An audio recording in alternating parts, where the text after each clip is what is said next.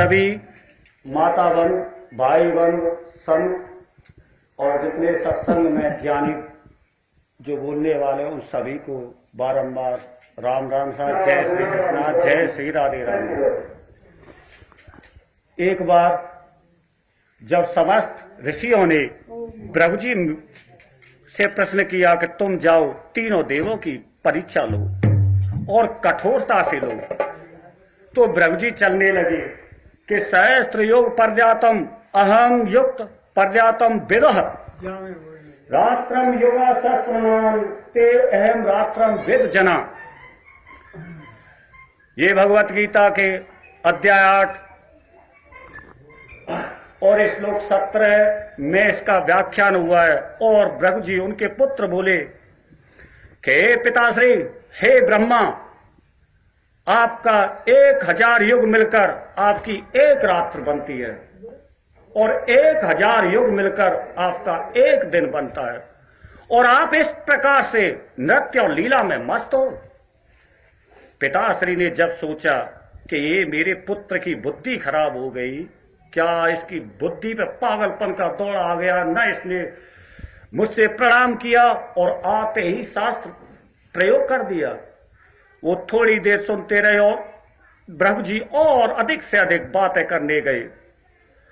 तत्काल ही क्रोधा भवत संभुआ, संभुआ भवत स्मृता, स्मृत भवत बुद्धनाशम, बुद्धनाशम प्रण पृष्ठत।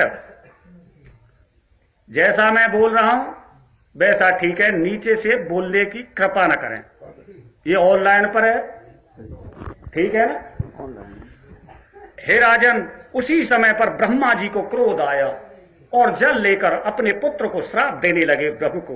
उसी समय पर पत्नी बैठी थी सरस्वती, बोली शर्म करो, यह तुम्हारा पुत्र है। कलयुग में तो पिता और पुत्र के अनेक संवाद होंगे, क्या बेटा पिता को मार देगा या पुत्र पिता को मार देगा? आप जवाब दो, क्या आपके बेटा से तुम्हारा संवाद हो जाए तो अपने पुत्र को मार दोगे? कोई यहां सत्संग में? उसी प्रकार सरस्वती जी के समझाने पर ब्रह्मा जी का क्रोध शांत हुआ और बोली शर्म करो ब्रह्मा जी, ये तुम्हारे पुत्र हैं। ब्रह्मा जी को अपनी पत्नी बुद्धिमान सरस्वती की सराहना पर प्रशंसा करने लगे, लेकिन क्रोध में ही बोले पुत्र अब तुम कहां जा रहे हो? कि मुझे अब शिव जी के पास जाना है।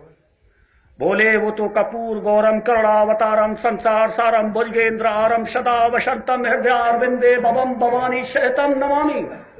काल है पुत्र, उनकी परीक्षा लेने का साहस मत करना, क्योंकि तू तो मेरा पुत्र है। मैंने तो अपना धर्म निभा लिया, शायद दूसरे ने नहीं धर्म निभाया तो उनके पास जाने का साहस मत कर।